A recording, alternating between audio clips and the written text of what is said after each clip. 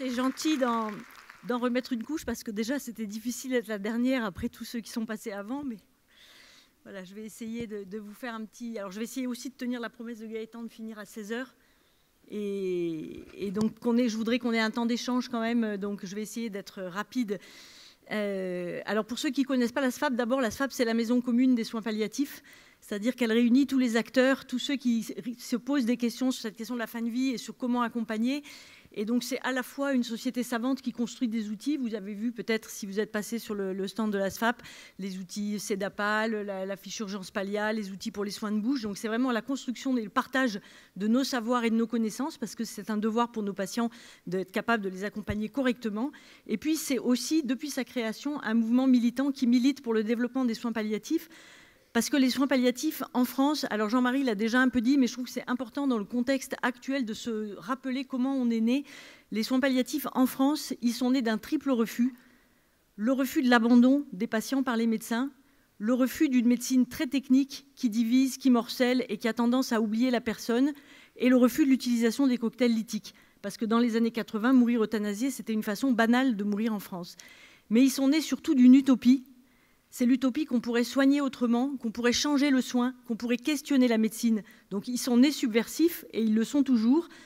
Et ils sont venus se demander comment on peut remettre le patient au centre, qu'est-ce que c'est que la relation de soins, comment on peut construire, réfléchir ensemble collectivement toute notre société. Et donc ça, c'est une position militante, c'est une position politique et c'est une position importante dans le débat actuel. Alors, il y a 2 jours, j'intervenais à Lyon avec L'Homme étoilé. Vous savez, cet infirmier qui dessine des BD tellement géniales. Et il me disait que souvent, quand il signait des livres, des gens venaient le voir et lui disaient « Ah non, mais moi, je ne pourrais pas faire ce que vous faites parce que j'ai trop d'empathie. » Et alors, il disait que chaque fois qu'on lui disait ça, ça le mettait en difficulté, l'idée que ce qu'on reconnaît chez le soignant, c'est de ne pas avoir trop d'empathie. Et je crois que les soins palliatifs, ils viennent dire aussi, ils viennent questionner ça. Comment on fait pour travailler la relation? Comment on fait pour nourrir cette relation? Comment on fait pour la faire vivre? Et je crois qu'aujourd'hui, plus que jamais, on a des choses à dire là-dessus. Alors, ce matin, Jean-Marie était j'ai trouvé très noir sur le présent. Et alors, moi, je suis d'un naturel optimiste. Et je pense qu'on a plein de choses à dire et qu'il y a plein de choses à faire entendre. Et que c'est notre devoir parce qu'il y a 2 ans, un peu plus de 2 ans, au printemps 2021, on a pris 2 claques. 2 claques successivement en 15 jours. La première était une claque qui a été plus intimiste que la seconde. La première, c'est qu'on a fait un Zoom avec les Espagnols, la Société espagnole de soins palliatifs. En Espagne, l'euthanasie et le suicide assisté ont été légalisés en décembre 2020 pour une application en juin 2021. Et on a fait un Zoom avec eux en mars 2021. Donc la loi avait été votée, mais elle n'était pas encore appliquée. Et la Société espagnole de soins palliatifs, donc l'équivalent de la SFAP, atomisé façon puzzle. C'est-à-dire que déjà, avant même que la loi soit appliquée, ils étaient dans l'incapacité de se parler, de construire ensemble, de discuter, parce que, je pense, tellement bousculés aussi par ce qui leur arrivait de façon très brutale. En tout cas, moi, ça m'a beaucoup marqué et c'est quelque chose qui continue d'être pour moi un souvenir important pour essayer de penser ce qui nous arrive en ce moment. Et puis 15 jours après, il y a eu l'épisode de la proposition de loi d'Olivier Falorni à l'Assemblée, donc une proposition de loi là aussi très radicale, euthanasie, suicide assisté, présentée dans une niche parlementaire, c'est-à-dire qu'elle doit être votée dans la journée avant minuit. Et donc 80% des députés présents ont voté l'article 1, qui était le plus important de cette proposition de loi. Ils ne sont pas arrivés à aller au bout de la proposition, donc à minuit, c'est comme le carrosse de Cendrillon, c'est redevenu une citrouille. Et donc cette proposition n'a pas été votée, mais quand même 90% des députés présents, qui étaient nombreux, ont voté ce texte dans une ambiance très difficile, avec des débats très violents, qui montraient parfois une grande méconnaissance du sujet. Et je trouve, enfin pour nous, c'était une claque encore plus importante que la précédente. Qu'est-ce qu'on avait loupé ? Qu'est-ce qu'on a raté? Qu'est-ce qu'on n'a pas su faire? Comment ça se fait qu'on puisse arriver dans un débat comme ça sans avoir été entendu, sans avoir rien dit de ce qui fait notre quotidien, sans avoir été capable de partager ce qu'on vit? Qu'est-ce qu'on avait manqué, nous? À quoi on avait manqué dans notre société pour que ce débat puisse avoir lieu dans ces conditions-là? Et on s'est dit que si ce débat doit se poursuivre, c'est un débat de société qui va continuer, il ne devait pas se reproduire dans les mêmes conditions. C'était notre responsabilité à nous de venir éclairer ce débat. Les soignants prennent la parole dans ce débat, non pas parce qu'ils ont des opinions ou des convictions, mais parce qu'ils ont une expérience et des compétences. Et cette expérience, c'est à nous de prendre la parole pour la partager. C'est à nous de venir dire ce qu'on vit au quotidien, tous, chacun, là où on est, qu'on soit en soins palliatifs ou qu'on soit dans d'autres disciplines. C'est à nous que revient cette responsabilité-là. Nos patients ne prennent pas la parole dans les débats, ou très peu. On ne peut pas parler à leur place, mais par contre, on peut tous essayer de dire ce dont on est témoin, ce qu'on entend, ce qu'on voit, ce qu'on écoute, ce qui nous est partagé, ce que ça fait pour nous. Et je crois que c'est vraiment notre responsabilité. Et c'est ce qu'on s'est dit depuis 2 ans, c'est que c'était à nous de venir tous ensemble prendre la parole dans ce débat. Alors cette parole des soignants, elle prend plusieurs formes, vous l'avez vu sûrement, hein, et parfois c'est la parole des soignants, des acteurs de soins palliatifs, mais on a essayé aussi de se dire que la question de la fin de vie, ce n'est pas que la question des soins palliatifs, et ça nous a amené à aller vers nos confrères, nos collègues d'autres spécialités, d'autres disciplines, d'autres métiers, avec qui on travaillait déjà, avec qui on avait noué des liens, des groupes de travail, et donc de façon complètement empirique, on a rejoint d'autres soignants en se disant, ben voilà, cette question-là, c'est une question qui nous concerne tous. Qu'est-ce qu'on a envie de dire ensemble? Est-ce qu'on a envie de travailler ça ensemble? Et donc, il y a tout un collectif qui s'est mis au travail depuis maintenant 18 mois, qui réunit une quinzaine il y a des sociétés savantes, il y a des organisations professionnelles, il y a des métiers différents. Mais l'idée, c'est de se dire, cette question de la fin de vie, elle nous concerne tous. Ce n'est pas qu'une question de soins palliatifs. Comment on peut la penser ensemble et comment on peut la parler ensemble dans le débat collectif? Alors, la loi va probablement changer. Mais c'est une occasion pour nous aussi de nous questionner sur qu'est-ce que c'est la loi, à quoi ça sert, qu'est-ce qu'on attend de la loi. Donc vous avez vu que pour la Convention citoyenne, la question qui était posée, c'était est-ce que le cadre actuel de l'accompagnement permet d'accompagner toutes les situations de souffrance? Et c'est une vraie question pour nous. À quoi ça sert la loi? Est-ce que la loi est un message collectif ou est-ce que la loi est faite pour répondre à chaque situation individuelle de souffrance? Alors, il me semble, c'est une position qui peut se discuter, et tout à l'heure on discutera, mais en tout cas, pour moi, la loi est d'abord un cadre collectif qui apporte un message à l'ensemble de la société. Et il me semble que la question de l'accompagnement individuel de chaque souffrance, ça, c'est notre boulot. C'est notre métier de soignant. C'est à nous, dans le cadre qui nous est fixé par la loi. La loi, c'est une discussion de toute la société qui dit voilà les limites, voilà ce qu'on fixe comme objectif, voilà ce qu'on se fixe comme message collectif à transmettre. Et vous, soignants, on vous donne la mission, à l'intérieur de ce cadre, de faire le singulier, d'aller faire l'accompagnement individuel de chacun et de trouver pour chacun le chemin qui lui correspond. On a actuellement une loi qui envoie un message collectif qui dit à tous, et d'abord aux patients, vous comptez pour nous, vous êtes importants, on tient à vous. C'est ce qui est écrit dans la loi. Quand la loi dit qu'on doit tout mettre en œuvre pour soulager, quand la loi dit qu'on ne doit pas abandonner, quand la loi dit qu'on ne doit pas s'obstiner, quand la loi dit qu'on doit respecter les souhaits des patients, elle vient dire ça. On tient à vous collectivement, vous êtes importants et c'est parce que vous le valez bien. On doit soulager quoi qu'il en coûte. Alors on est d'accord qu'on a eu un peu de mal sur le quoi qu'il en coûte et que c'est toujours un peu difficile. Mais en tout cas, ce message de la loi, il est là. On tient à vous collectivement. Si ce message change, vous voyez l'impact, et c'est ça qui est en discussion en ce moment, c'est le changement de ce message collectif de la loi. Cette loi qui actuellement nous permet de dire à chaque patient, et moi plus je vieillis, plus je le dis facilement. Quand un patient me dit que ce qu'il vit n'a pas de sens, moi, je ne peux pas donner du sens à ce que vit ce patient. Je peux lui dire que ça a du sens pour moi d'être là. Mais surtout, ce que je trouve de plus en plus important, c'est de pouvoir lui dire que ce n'est pas seulement pour moi que ça a du sens, ou pour nous, l'équipe soignante, mais ça a du sens pour toute notre société. Parce que les lois, elles ne sont pas votées par les soignants, elles sont votées par la société, et que ça a du sens de se dire que toute notre société tient à chacun. Elle tient en particulier aux gens les plus fragiles, aux gens les plus vulnérables, parce qu'ils font partie de notre société, parce qu'ils font partie de notre collectif. Elle nous donne mission à nous de les accompagner, mais ça a du sens pour toute la société. Et je crois que c'est une des raisons, peut-être qu'on n'arrive pas toujours à bien se formuler, mais pourquoi ce changement de loi qui s'en vient nous suscite tellement d'inquiétude pour nous. Parce que d'abord, on sait l'impact qu'il pourra avoir sur nos patients, sur les plus fragiles, alors sans aller jusqu'à des patients en fin de vie. Si vous pensez à vos enfants, des copains, des copines qui vous disent « oh là là, je suis complètement nulle, vraiment, je vaux rien », vous voyez bien comment, si vous lui répondez « moi je trouve que ce que tu fais là, c'est absolument génial, tu sais faire ça que moi je ne sais pas faire », ou si vous lui dites « après tout, c'est toi qui juges, moi je ne peux rien t'en dire », vous voyez bien comme c'est différent l'impact.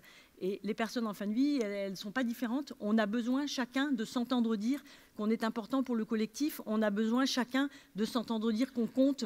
On a besoin chacun de s'entendre dire que pour la société, on est important. Et moi, j'espère qu'on va réussir à avoir la loi du plus faible et pas la loi du plus fort, celle qui vient dire à chacun qu'il compte et qu'il est important, et que tous ensemble, on porte ce message collectif.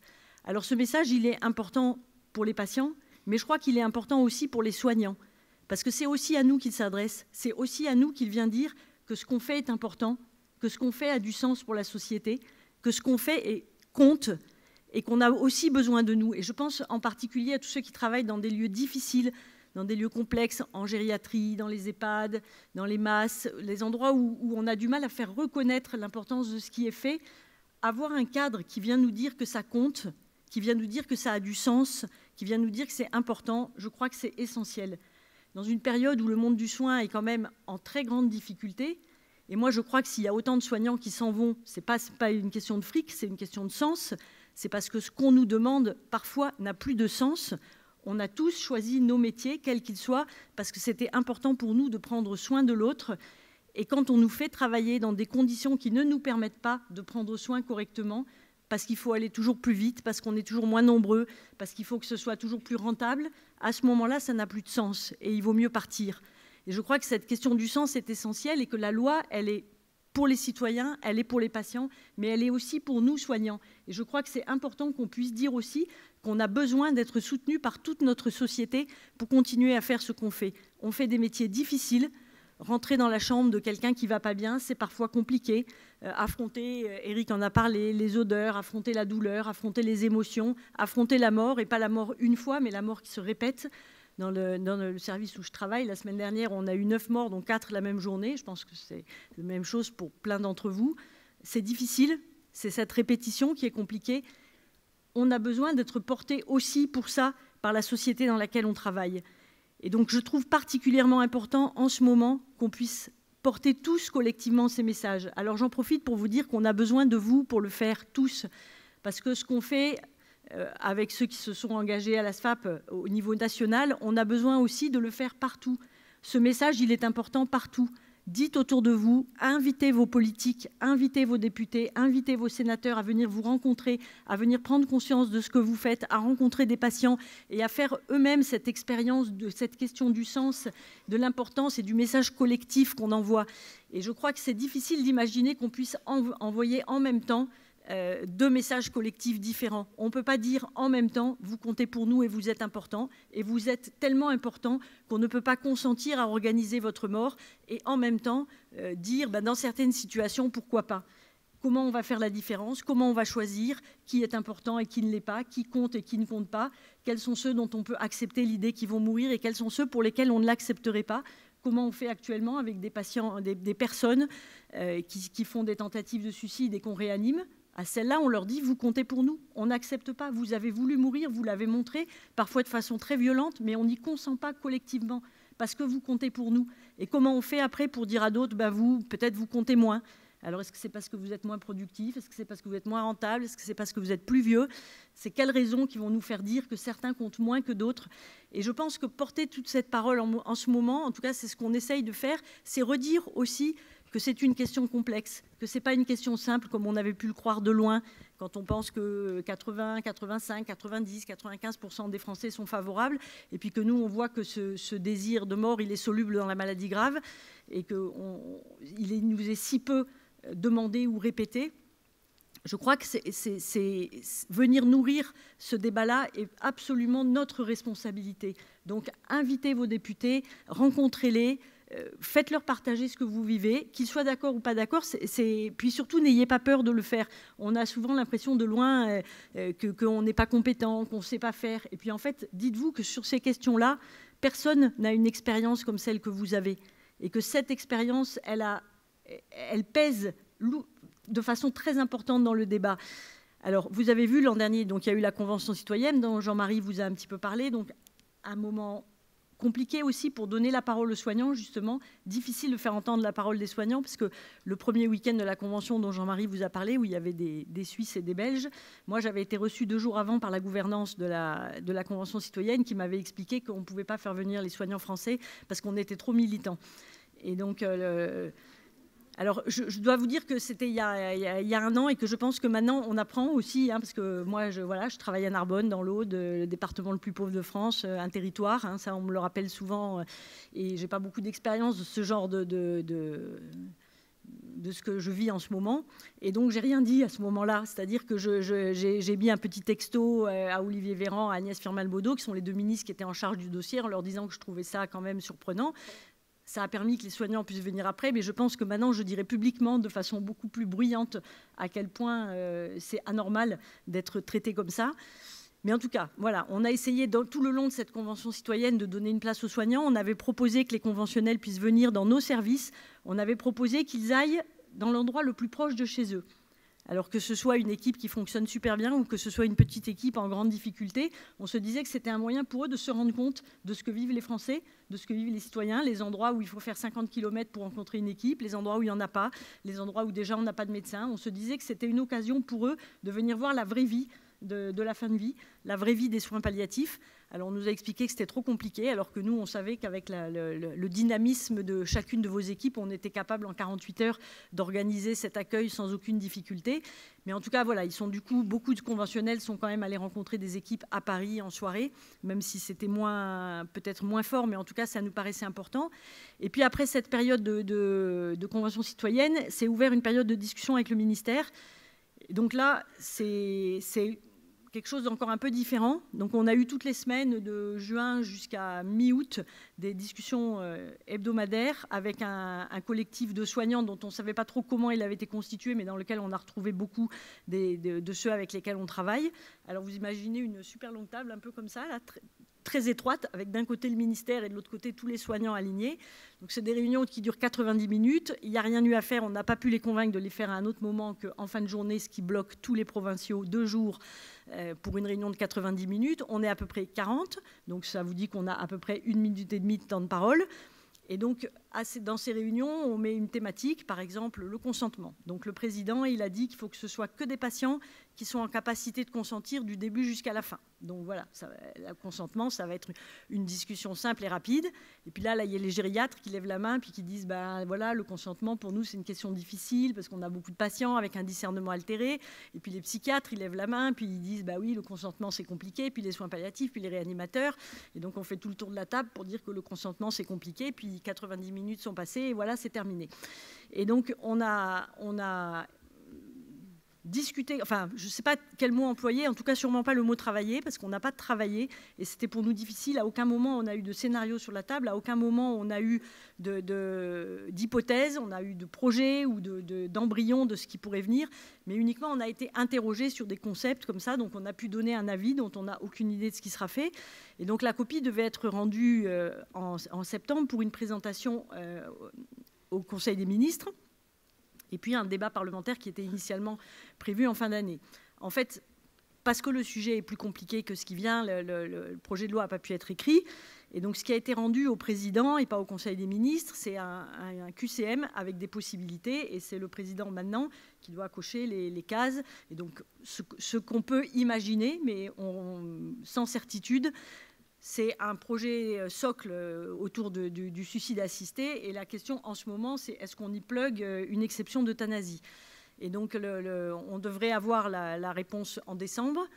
Et puis, pour une discussion parlementaire, premier semestre 2024, pour première discussion à l'Assemblée, puis ça va partir au Sénat, ça va revenir, ce ne sera pas une procédure accélérée. Donc, on est encore dans l'incertitude pour un temps sans doute assez long. Alors, vous savez, comme on le sait avec nos patients, que l'incertitude, c'est ce qu'il y a de plus difficile à vivre.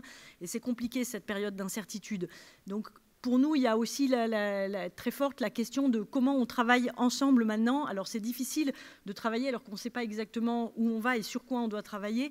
Mais en tout cas, comment ensemble on réfléchit à ce changement qui vient, comment on accompagne les petites équipes. Alors moi, je suis très sensible parce que je travaille dans une petite équipe et que pendant longtemps, pour moi, D'abord, le premier médecin de soins palliatifs avec qui je pouvais discuter, il était à 100 km, et donc on ne se croisait pas souvent. C'est aussi pour ça que la SFAP était si importante, parce que c'était l'endroit où j'avais l'impression que d'autres gens se posaient les mêmes questions que moi, et qu'on pouvait enfin se retrouver ensemble pour échanger et discuter. Ce que vous faites aujourd'hui, le nombre que vous êtes, montre bien comme c'est important de se retrouver pour échanger, et comme on a besoin de ces temps de pause ensemble. Et donc, on est en train de réfléchir, et on a besoin de vous tous à comment on construit la suite. Alors, pour tous ceux qui reçoivent les mails de la SFAP, que vous soyez adhérents ou non, vous avez dû recevoir normalement aujourd'hui un message qui vous propose, on va faire tous les premiers lundis du mois, alors sauf le lundi 1er janvier, où on décalera probablement d'une semaine, on va essayer de faire un point d'actu d'1 heure en Zoom. On n'a pas besoin de s'inscrire, juste vous branchez sur le lien qui vous est envoyé pour essayer de vous dire où on en est. Parce que là, probablement, des choses vont bouger au fur et à mesure. Et puis, pour qu'on réfléchisse ensemble avec vos questions, que vous puissiez nous faire remonter des questions, des remarques, pour qu'on puisse ensemble préparer la suite. Vous allez être, dès que le projet de loi va sortir, dès qu'on le connaîtra, vous allez être de nouveau consultés. De la même façon qu'on avait fait pour le congrès de Valenciennes, une grande consultation qui nous avait permis de savoir quel message vous vouliez que la SFAP porte, on va refaire la même chose. En fonction du projet de loi qui sortira, on va vous demander qu'est-ce qui est important pour vous, qu'est-ce qui est acceptable, qu'est-ce qui l'est pas, qu'est-ce que vous souhaitez qu'on défende comme position, comment vous souhaitez qu'on construise. Moi, je ne suis pas capable de le dire, et ni le bureau ni le CA, ça ne peut pas être une position descendante. C'est vous qui allez nous dire quel message vous paraît important pour qu'on puisse ensuite construire la façon dont on va travailler ensemble dans l'avenir. Il y a deux choses qui sont importantes.